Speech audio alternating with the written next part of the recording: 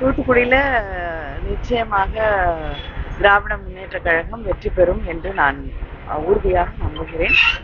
தூத்துக்குடி மட்டுமில்லை, 39 தமிழகத்தில் இருக்கக்கூடிய தொகுதிகளிலும் பாண்டிச்சேரியிலும் நிச்சயமாக திராவிட முன்னேற்ற கழக கூட்டணி, இந்தியா கூட்டணி வேட்பாளர்கள் அத்தனை பேரும் வெற்றி பெறுவார்கள்.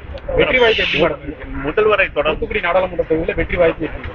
அது நீங்க தான் சொல்லணும், உங்களுக்கு தான் தெரியும் என்ன விட. மேடம், இப்போ வந்து பாத்தீங்கன்னா முதல்வரை தவிர்த்து நீங்க ஏதாவது வேட்பாளர் ஆதரித்து முதல்வர் இப்போ பிரச்சாரம் வேட்பாளர் ஆதரித்து பிரச்சாரம் பண்ணிட்டு முதல்வர் தவிர்த்து நீங்க ஏதாவது வேட்பாளர் ஆதரித்து பிரச்சாரம் பண்ணக்கூடிய வாய்ப்பு இல்ல?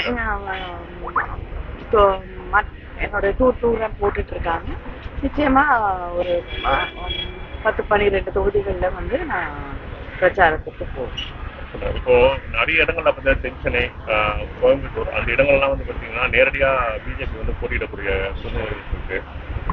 நேற்று கூட என்ன சொல்லியிருக்காங்கன்னா 4% எஸ்பி வேலுமணி என்ன சொல்லியிருக்காங்கன்னா 4% கூட வாக்குகள் இல்லாத பிஜேபி எப்படி அண்ணாமலை வந்து வெற்றி பெற முடியும் மாதிரி சொல்லியிருக்காங்க. நீங்க எப்படி பாக்குறீங்க? அது உண்மையான ஒன்றுதான். நீ வந்து போட்டி என்று பார்க்கும்போது அது திராவிட முன்னேற்ற கழகத்திற்கும் அதிமுகவிற்கும் தான் அந்த தொகுதிகளில் போட்டி இருக்குமே தவிர நிச்சயமாக பாஜக மக்கள் கருத்திலே கொள்ள மாட்டாங்க.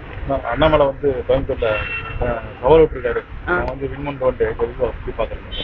சவால் விடட்டோங்க, ஓட்டு எண்ணும் பொழுது பார்க்கணும். சென்னையில உங்களுடைய பிரச்சாரம் இருக்குமா? இருக்கும் என்று நினைக்கிறேன்.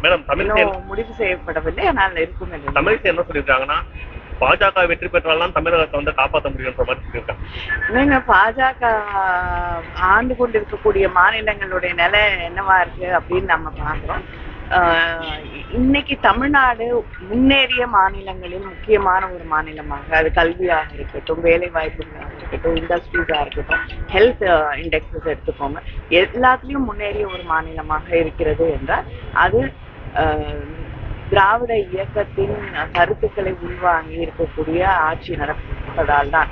அதனால தமிழகத்துல பிஜேபி ஒரு ஆட்சி அமைக்கக்கூடிய வாய்ப்பு உருவாகாது. அப்படி ஆனால் தமிழகத்தை யாரும் காப்பாற்ற முடியாது. செய்திகளை உடனுக்குடனும் துல்லியமாகவும் தெரிந்து கொள்ள சப்ஸ்கிரைப் பண்ணுங்க.